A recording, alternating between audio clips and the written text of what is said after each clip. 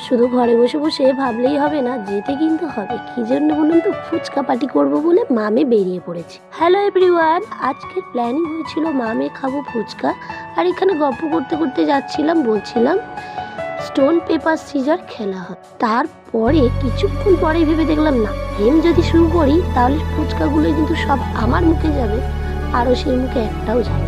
তো ওর কথা ভেবেই আমরা গেমটা করে দিলাম ক্যান্সেল, একদম গেম ওভার, কোনো গেম হবে না, জাস্ট ফুচকা খাওয়া হবে। যাই হোক, এখন ফুচকা দোকান থেকে বাড়ি ফিরি, তারপরে বাকি গল্প হবে।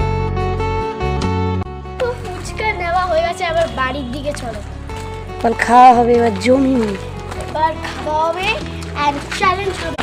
চ্যালেঞ্জ করতে গেলে গাইস হেরে যাবে। আমি হাঁ করবো, একটা ফুচকা খেয়ে ফেলবো, আরও একটা হাঁ করতে গিয়ে আম করে ভেঙে যাবে, তখন চ্যালেঞ্জ শেষ। তাই জন্য চ্যালেঞ্জ হবে, শুধু খাওয়া হবে। তাই তো, টাটা করে না কেন